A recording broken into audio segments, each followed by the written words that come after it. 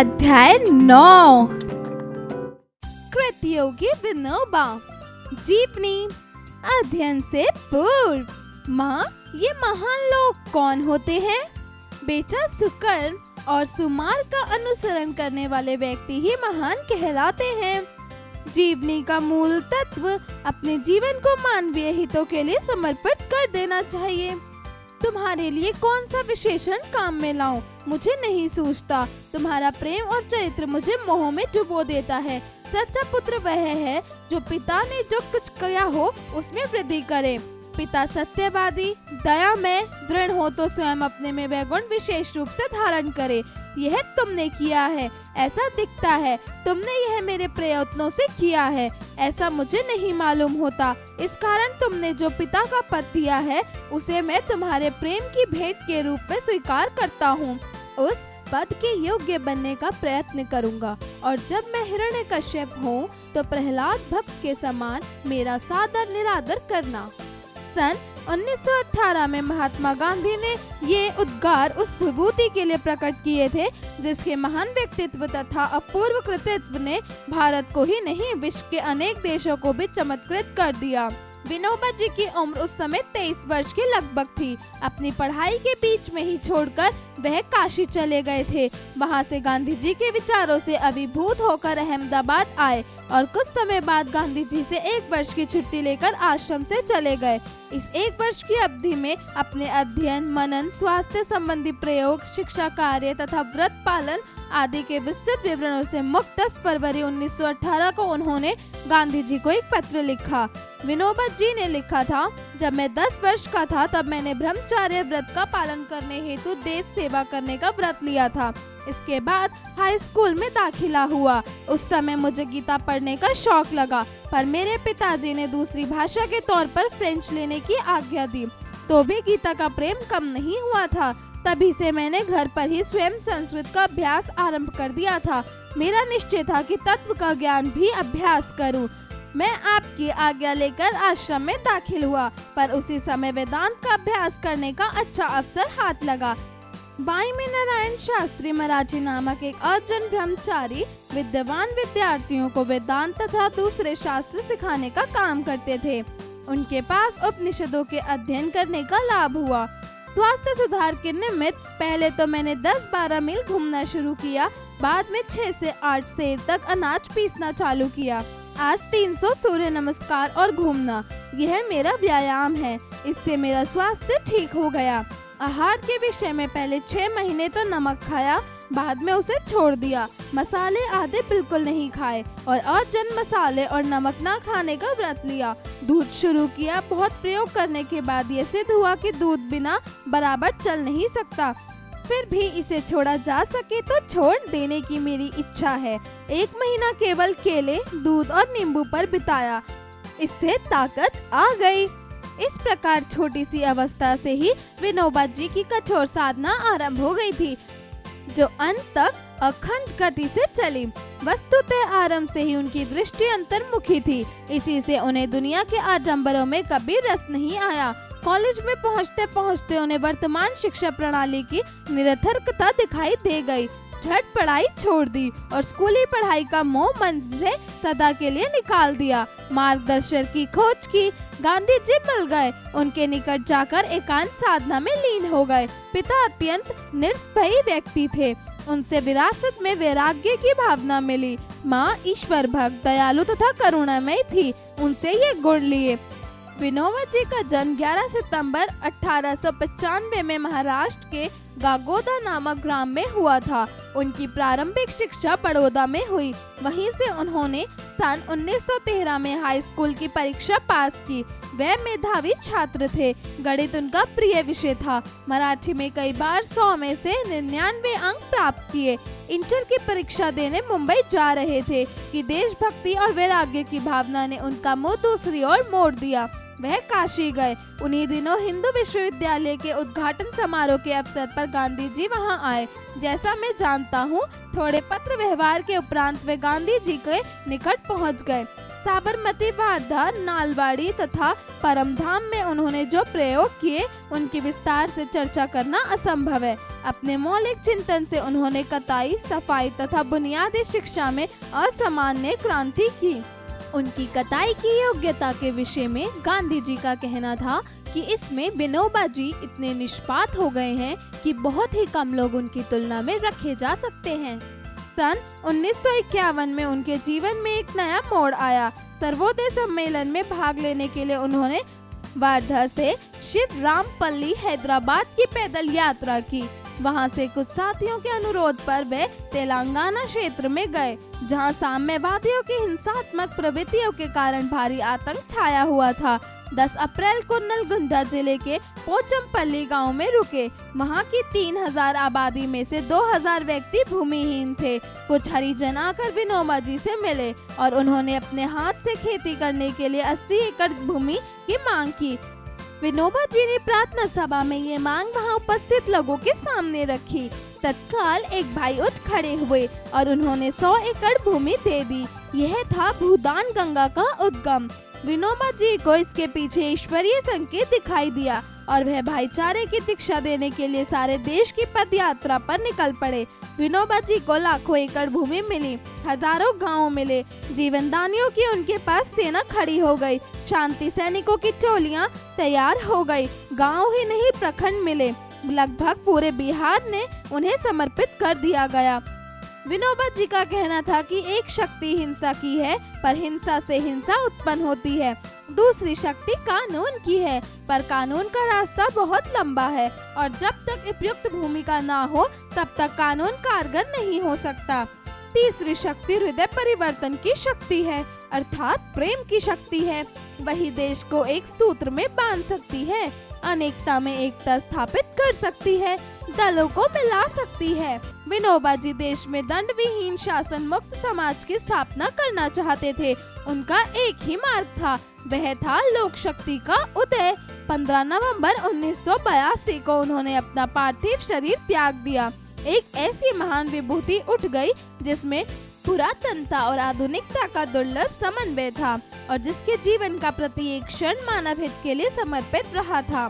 शब्दार्थ विभूति अर्थात दिव्य अलौकिक शक्ति, अभिभूत अर्थात वशीभूत, चकित, वेदांत अर्थात उपनिषद शास्त्र, निरर्थकता अर्थात अनुपयोगी होना, वैराग्य अर्थात संसारिकता में मन न लगना, निष्पात अर्थात निपुण, प्रवीण, कुशलकारी, समन्वय अर्थात सामंजस्य, मिलाप, अंतर्मुखी अर्थात गुण अवगुण के आधार पर विचार करने वाला, उच्चारण करे, कृतत्व, ब्रह्मचार्य, विद्यार्थियों मार्गदर्शक, निष्प्रही, निष्पात, साम्यवादी, पोचमपल्ली, अध्यापन संकेत, शिक्षक शिक्षिका विद्यार्थियों को विभिन्न महापुरुषों के जीवन चरित्र से अवगत कराएं।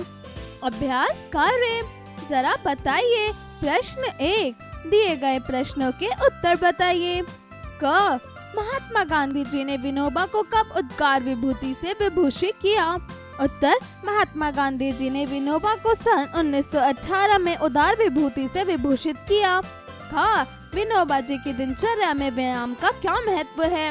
उत्तर, वे एक स्वस्थ जीवन जीने की महत्वपूर्णता को समझते थे और इसके लिए व्यायाम की बड़ी महत्वता देते थे। वे समझते थे कि व्यायाम न केवल शारीरिक रूप से स्वस्थ रखता है बल्कि मानसिक रूप से भी मजबूत बनाता है। उन्होंने अपने जीवन के अधिकांश समय से सुबह उठकर व्यायाम किया। उन्होंने अपने समर्थकों और अनुयायियों को भी व्यायाम करने की सलाह दी थी। ग, भारत के किस राज्य में और कब विनोबा जी का जन्म हुआ? उत्तर, विनोबा जी का जन्म 11 सितंबर 1895 में महाराष्ट्र के गगोदा नामक ग्राम में हुआ था। घ, तेलंगाना की यात्रा के लिए विनोबा जी ने कब रुख दिया? उत्तर, तेलंगाना की यात्रा के लिए विनोबा जी ने सन 1951 में रुख किया। ड़, विनोबा जी किस मार्ग का अनुसरण करते थे? उत्तर, विनोबा जी लोक शक्ति के उदय के मार्ग का अनुसरण करते थे। जरा लिखिए। प्रश्न 2, दिए गए प्रश्नों के उत्तर लिखिए। क, विनोबा जी की रुचि किस प्रकार की पुस्तकों में थी? उत्तर, विनोबा जी की पाठ्य पुस्तकों के साथ आध्यात्मिक पुस्तकों के पढ़ने में भी रुचि लेते थे। ख, आश्रम के निवासी के रूप में विनोबा भावे का आचरण कैसा था?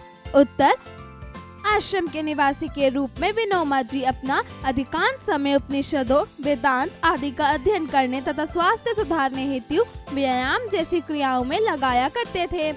ग, भूदान यज्ञ का शुभ आरंभ विनोबा भावे जी ने कैसे किया? उत्तर, 10 अप्रैल 1951 के दिन आचार्य विनोबा भावे को जमीन का पहला दान मिला था। उन्हें ये जमीन तेलंगाना क्षेत्र में स्थित पोचमपल्ली गांव में दान में मिली थी। ये विनोबा के भूदान आंदोलन की शुरुआत थी। घ, देश की एकता व अखंडता के लिए विनोबा जी ने क्या सूत्र दिए? उत्तर, विनोबा जी ने हृदय परिवर्तन की शक्ति अर्थात प्रेम की शक्ति के द्वारा देश को एक सूत्र में बांधने का प्रयास किया। उनका मानना है कि यह अनेकता में एकता स्थापित कर सकते हैं तथा दलों को मिला सकती है। ड़, महात्मा गांधी जी ने आचार्य विनोबा भावे के बारे में क्या कहा था? उत्तर, गांधी जी ने आचार्य विनोबा को अपने आदर्शों तथा दृष्टिकोण के लिए बहुत उच्च मानते थे। उन्होंने आचार्य विनोबा को एक सच्चे स्वतंत्र संग्रामी और सामाजिक सुधारक के रूप में जाना था। महात्मा गांधी ने आचार्य विनोबा भावे के प्रति अपना गहरा सम्मान व्यक्त किया था और उन्हें एक अत्यंत विचारशील व्यक्ति और एक अद्भुत दार्शनिक के रूप में समझा था। प्रश्न 3, दिए गए वाक्यों में रिक्त स्थानों की पूर्ति कीजिए। क, विनोबा जी ने डैश व्रत का पालन करते हुए देश सेवा करने का व्रत लिया? उत्तर, ब्रह्मचर्य। ख, डैश मराठी के पास उपनिषदों के अध्ययन करने का लाभ हुआ था? उत्तर, नारायण शास्त्री। ग, डैश और डैश की भावना विनोबा का मुंह दूसरी ओर मोड़ दिया? उत्तर, देशभक्ति और वैराग्य। घ, डैश को नुलगंजा जिले का पोचमपल्ली गांव में रुके? उत्तर, 10 अप्रैल। ड़, एक शक्ति हिंसा की है और दूसरी शक्ति डैश की है? उत्तर, कानून। प्रश्न 4, उचित विकल्प का चयन करके रिक्त स्थानों की पूर्ति कीजिए। क, विनोबा जी का जन्म कहाँ हुआ था? महाराष्ट्र में, पंजाब में, गोवा में, तेलंगाना में? उत्तर, महाराष्ट्र में। ख, विनोबा जी के अनुसार कौन सी शक्ति देश को एक सूत्र में बांध सकती है? कानून, हृदय परिवर्तन, हिंसा, इनमें से कोई नहीं? उत्तर, हृदय परिवर्तन। ग, विनोबा जी का देहावसान कब हुआ? 30 जनवरी 1948, 2 अक्टूबर 1920, 15 नवंबर 1982? उत्तर, 15 नवंबर 1982। घ, आचार्य विनोबा भावे जी ने पैदल यात्रा की शुरुआत कहाँ से की? पोचमपल्ली, शिवरामपल्ली, राखीगढ़ी, इनमें से कोई नहीं? उत्तर, शिवरामपल्ली। ड़, किस वर्ष विनोबा जी ने हाई स्कूल की परीक्षा उत्तीर्ण की? 1914, 1912, 1911, 1931? उत्तर, 1931। प्रश्न 5, सही कथन पर सही अथवा गलत कथन पर गलत का चिन्ह लगाइए। क, विनोबा भावे जी एक अहिंसावादी स्वभाव के व्यक्ति थे? उत्तर, सही। ख, नारायण शास्त्री मराठी एक ब्रह्मचारी विद्वान थे? उत्तर, गलत। ग, महात्मा गांधी जी ने विनोबा भावे के कठोर निंदक थे? उत्तर, गलत। घ, विनोबा भावे जी ने पंजाब राज्य से संबंधित थे? उत्तर, गलत। ड़, भूदान आंदोलन की शुरुआत विनोबा भावे जी ने की? उत्तर, सही। जरा सोचिए। प्रश्न 6, महात्मा गांधी जी ने विनोबा भावे को महान व्यक्तित्व क्यों कहा? सोच समझकर बताइए। जरा भाषा पर गौर कीजिए। प्रश्न 7, दिए गए शब्दों का प्रयोग करके वाक्य निर्मित कीजिए। क, समन्वय। उत्तर, हमें हमेशा अपने समय के साथ समन्वय स्थापित करना चाहिए। ख, वृद्धि। उत्तर, आध्यात्मिक किताबों का अध्ययन करने से बुद्धि की वृद्धि होती है। ग, निष्प्रही। उत्तर, सब जीवों को मोक्ष मार्ग का निष्प्रही हो उपदेश दिया। घ, निष्पात। उत्तर, उसने अपने समय का निष्पात नहीं किया, इसलिए उसे परीक्षा में सफलता नहीं मिली। ड़, विस्तृत। उत्तर, प्रस्तुत पाठ में विनोबा भावे के चरित्र और उनके जीवन का विस्तृत वर्णन किया गया। प्रश्न 8, दिए गए वाक्यों में सर्वनाम शब्दों को रेखांकित करके उनके भेदों को लिखिए। क, तुम्हारे लिए कौन सा विशेषण काम में लाऊं? मुझे नहीं सूझता। उत्तर, कौन सा? प्रश्नवाचक। मुझे पुरुषवाचक। ख, वह एक महान व्यक्तित्व के स्वामी थे। उत्तर, वह निश्चयवाचक। ग, मेरे लोभ को तुमने लगभग पूरा ही किया। उत्तर, मेरे, तुमने। पुरुषवाचक। घ, उसे मैं तुम्हारी प्रेम की भेंट के रूप में स्वीकार करता हूँ। उत्तर, मैं। पुरुषवाचक। ड़, विनोबा जी ने उनसे ये गुण लिया। उत्तर, उनसे। पुरुषवाचक। प्रश्न 9, दिए गए शब्दों में से उपसर्ग तथा मूल शब्द को अलग करके लिखिए। क, आचरण। उत्तर, उपसर्ग आ, मूल शब्द चरण। ख, संगति। उत्तर, उपसर्ग सम, मूल शब्द गति। ग, कुमार्ग। उत्तर, उपसर्ग कु, मूल शब्द मार्ग। घ, संकल्प। उत्तर, उपसर्ग सम, मूल शब्द कल्प। प्रश्न 10, दिए गए क्रिया शब्दों के माध्यम से भाववाचक संज्ञा बनाकर लिखिए। क, मुस्कुराना। उत्तर, मुस्कुराहट। ख, कमाना। उत्तर, कमाई। ग, हंसना। उत्तर, हंसी। घ, मांगना। उत्तर, मांग। ड़, मिलना। उत्तर, मिलावट। च, बचना। उत्तर, बचाना। जरा रचनात्मक कार्य कीजिए। प्रश्न 11, भारत की स्वतंत्रता में विनोबा भावे जी का क्या योगदान था? लिखिए। प्रश्न 12, विनोबा भावे जी की छवि एक अहिंसावादी व्यक्तित्व की थी। इस विषय के बारे में कक्षा में चर्चा करें। जरा दिमाग लगाइए। प्रश्न 13, विनोबा भावे जी के द्वारा किए गए भूदान आंदोलन से जुड़े कुछ तथ्य बताइए। प्रश्न 14, महात्मा गांधी जी से जुड़े कुछ तथ्य बताइए। जीवन कौशल एवं मूल्य परक प्रश्न। प्रश्न 15, मानव सेवा ही माधव सेवा है। आप इस वाक्य का किस प्रकार अनुसरण करना चाहेंगे?